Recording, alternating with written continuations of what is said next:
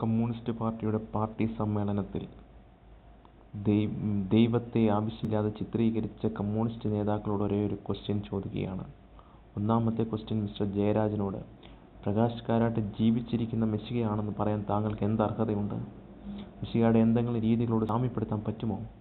താങ്കൾക്കൊരു അസുഖം വന്നു കഴിഞ്ഞാൽ പ്രകാശ് കാരാട്ടിൻ്റെ അടുക്കൽ ചെന്ന് കഴിഞ്ഞാൽ അദ്ദേഹം സൗഖ്യമാക്കി തരുമോ? അസാധ്യങ്ങളെ സാധ്യമാക്കുന്നവനാണ് ദൈവം. ദൈവത്തിൻ്റെ നാമം വൃഥാ പ്രയോഗിക്കുന്നവൻ ആരായിരുന്നാലും ശരി, അവൻ്റെ നാമം ഈ ഭൂമിയിൽ നിന്ന് ദൈവം ചുവടെ ഇല്ലാതാക്കും.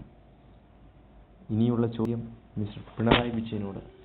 താങ്കൾ ക്രിസ്ത്യൻ സമൂഹത്തെ മുഴുവനായും പരിഹസിച്ചിരിക്കുന്നത്. കമ്മ്യൂണിസ്റ്റ് പാർട്ടിയെ ദൈവത്തോട് ഉപമിക്കാൻ താങ്കൾക്ക് എന്ത് അർഹതയുണ്ട്? കലാകാരൻ്റെ ഭാവനയ്ക്കനുസരിച്ചാണ് ചിത്രം വരയ്ക്കുന്നതെങ്കിൽ ദൈവത്തിൻ്റെ സ്ഥാനത്ത് ഒബാമയോ? ശിഷ്യന്മാരുടെ സ്ഥാനത്ത് എ കെ ആൻ്റണിയും മൻമോഹൻ സിംഗും സോണിയാഗാന്ധിയും രമേശ് ചെന്നിത്തലയുമോ? നേതാവേ, ഒരു കാര്യം താങ്കൾ ഓർക്കണം.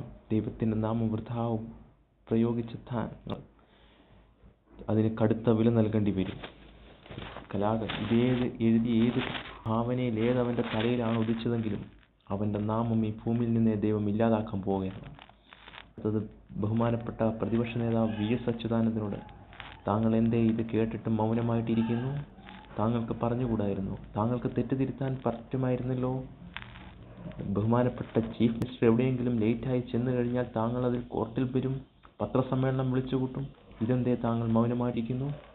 ഇതിന് നിങ്ങൾ മാപ്പപേക്ഷിച്ചേ പറ്റുള്ളൂ. ഇല്ലെങ്കിൽ നിങ്ങൾ അതിന് കടുത്ത വില നൽകേണ്ടി വരും. ദൈവത്തിൻ്റെ കോപം നിങ്ങളുടെ മേൽ വരുമെന്ന് പറഞ്ഞാൽ വന്നിരിക്കും, തീർച്ച.